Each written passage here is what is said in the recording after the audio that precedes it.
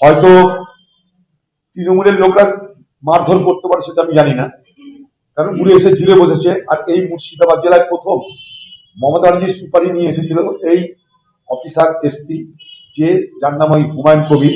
সে প্রথম মুর্শিদাবাদে তৃণমূল দলের প্রতিষ্ঠাতা বলতে পারে, অর্থাৎ কংগ্রেস ভাঙিয়ে তৃণমূল, সেই ভদ্রলোকই করেছিল। শুধু তাই নয়, আমি খুব দায়িত্ব নিয়ে বলছি, ওই ভদ্রলোক মমতা ব্যানার্জির ইশারায় পরামর্শে জেলখানায় গিয়ে জেলখানার খুনিদের সঙ্গে আলোচনা করেছিল অধীর চৌধুরীকে মেরে দেওয়ার জন্য। এত বড় অভিযোগ আমি করছি। জেলখানায় গিয়ে সেই সময় খুনিদের সঙ্গে তার ইন্টারভিউ হতো, তাদেরকে পরামর্শ দেওয়া হতো, প্রলোভন দেখানো হতো, তোমাদেরকে জেল থেকে বার করে দিব, খুন করে আবার ঢুকে যাওয়ার ব্যবস্থা করে দেবো, অধীর চৌধুরীকে মেরে দিতে হবে। অধীর চৌধুরীকে মেরে মানে খুন করে দিতে হবে।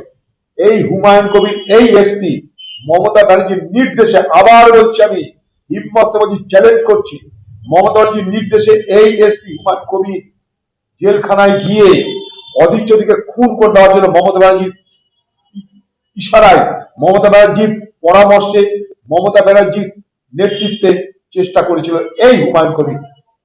এই হুমায়ুন কবিরদের প্রথম মুর্শিদাবাদ জেলায় কংগ্রেসের ভাঙন ধরেছিল ভয় দেখিয়ে। ওদিকে আজকের সুতি খড়গাম সব এই লোকটার কাজ। তারপরে তাকে পুরস্কার দিল কোথায়? মেদিনীপুরে। এই একটা খাতারনাক পুলিশ অফিসার ছিল, বহু লোকের বহু ক্ষতি করেছে।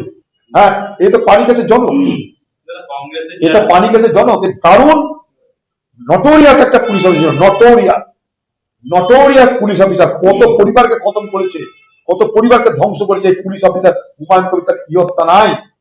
আমাকে খুন করতে চেয়েছিল, মমতা ব্যানার্জির নির্দেশে ইশারায় জেলখানায় খুনিদের সঙ্গে কন্ট্যাক্ট করে